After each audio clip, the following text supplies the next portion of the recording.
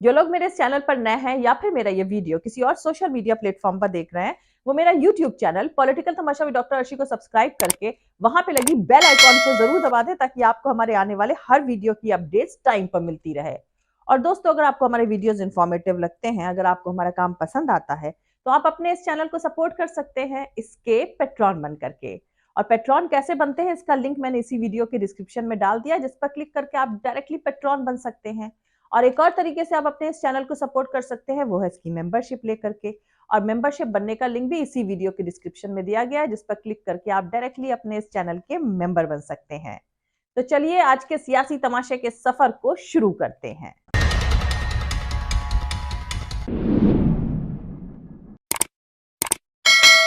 गरीबों का पेट काट के एक पार्लियामेंट बिल्डिंग जो है अरबों रुपए खर्च करके बनाई गई, जिसकी खास शायद अभी जरूरत भी नहीं थी। चलता इससे कई हमारे गरीबों को रोजगार मिल सकता था, कई मसले हल हो सकते, पर आपने तो पार्लियामेंट हाउस तो बनाया, पर साथ में कोई फिनाइल भी खरीद के ले जानी चाहिए थी, ताकि ऐसे ये जो दरिंदे हैं जो इस किस्म की जबान इस्तेमाल करते हैं, उनका दिमाग और मुंह उनका धो लेते, ताकि बात करने से पहले उनकी जबान साफ हो जाती और वो इस किस्म के नाजेब और इस किस्म के जो गलत अल्फाजों का इस्तेमाल नहीं करते एक कौम के लिए।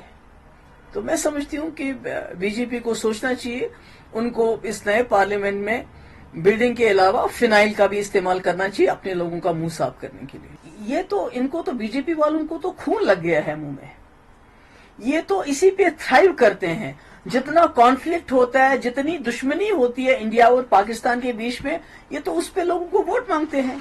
इन्होंने तो हमारे जो 40 जवान शहीद हो गए पुलवामा में, इन्होंने तो उनके खून पे, उनके नाम पे भी वोट मांगे लोगों से।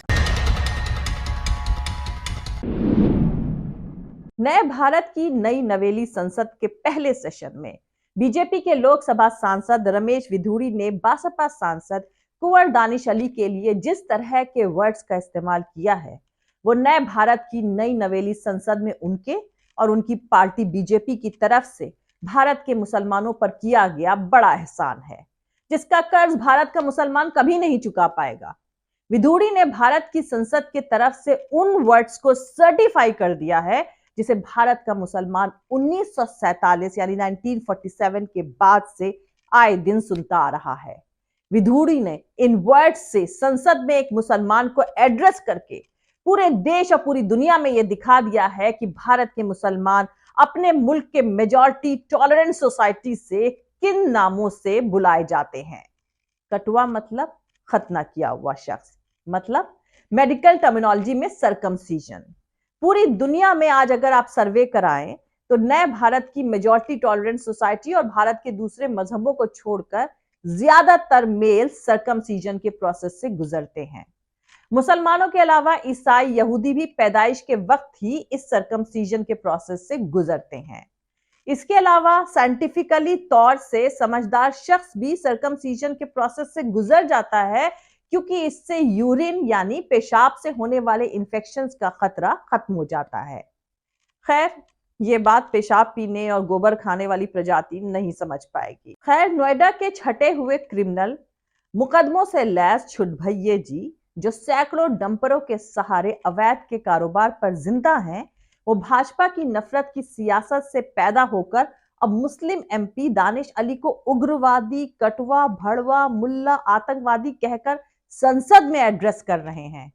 दरअसल बीजेपी की सियासत का मेन मकसद यही है कि देश के जितने भी मुस्लिम नामदार ताकतवर या फिर बदनाम ताकतवर हस्तियां हैं, सबको नेस्त नाबूद कर दो। अतीक अहमद, मुख्तार अंसारी, शहाबुद्दीन उसी सियासत के शिकार हो गए हैं, वरना आज रमेश विधुड़ी लुटियन जोन के इन बंगलों पर इनके पैरों पर गिरकर गिड़गिड़ा कर रहम की भीख मांग रहे होते। खैर, रमेश विधुड़ी का फिर से शुक्रिया इस सड़े हुए समाज की हकीकत देश और दुनिया के सामने लाने के लिए। बीजेपी के सभ्य और पढ़े लिखे समझदार सांसद समझे जाने वाले डॉक्टर हर्षवर्धन का भी शुक्रिया, जो विधुड़ी के इन कारनामे के वक्त पर बैठकर मुस्कुरा रहे थे। शुक्रिया ट्विटर पर रमेश विधुड़ी जिंदाबाद टॉप ट्रेंड कराने वाले टॉलरेंट भाइयों का भी, जिन्होंने विधुड़ी के कारनामों को पूरी दुनिया में पहुंचाकर सड़े हुए समाज की सड़ांध पूरी दुनिया को दिखा दी है।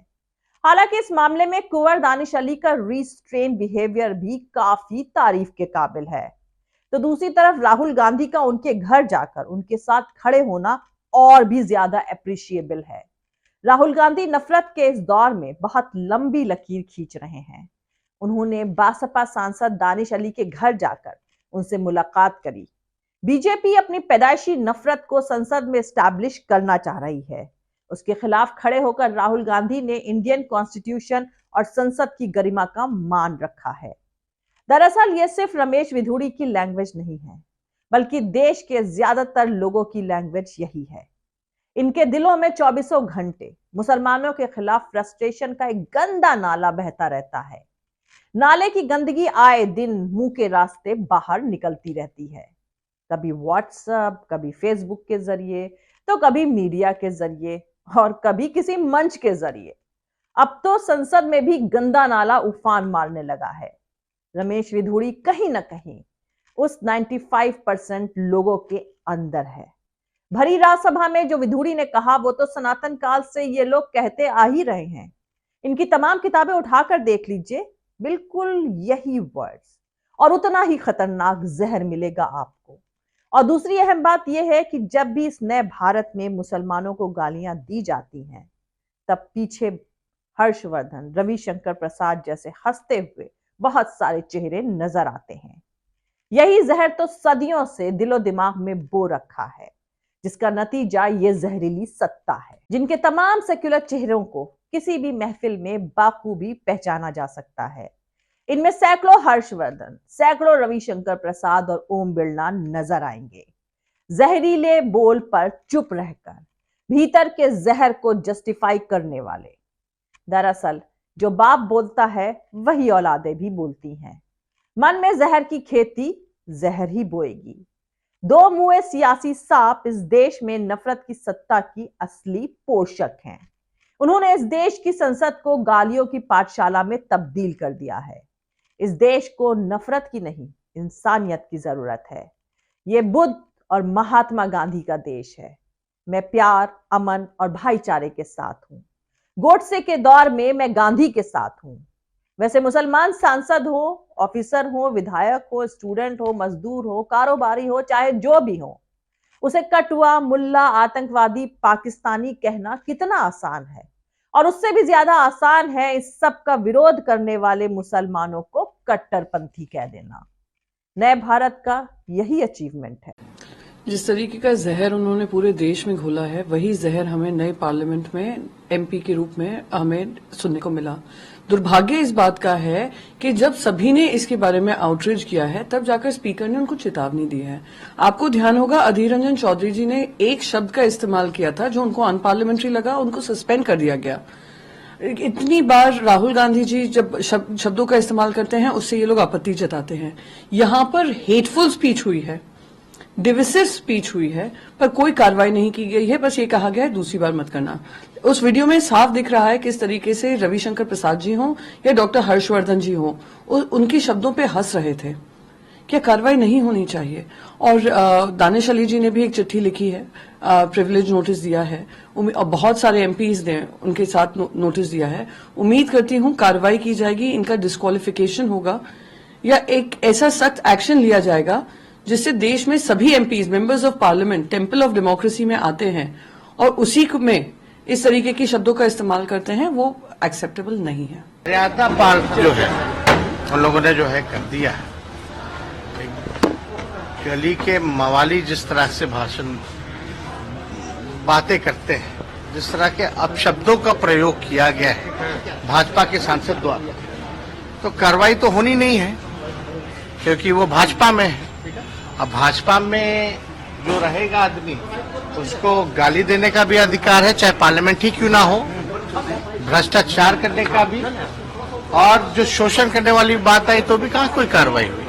जो महिला पहलवान कुछ दिनों तक जो है धरने पर बैठी नहीं, लगातार उनका मांग रहा, जो देश को मेडल जिताती है, नाम जो है ऊंचा करती है, वैसे लोगों पर क्योंकि वो भाजपा में है तो कार्रवाई नहीं होती।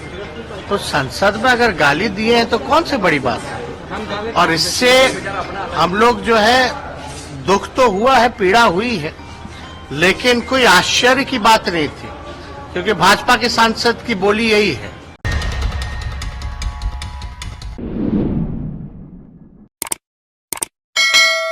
मिलते हैं अगले वीडियो में किसी दूसरे नए सियासी तमाशे के साथ।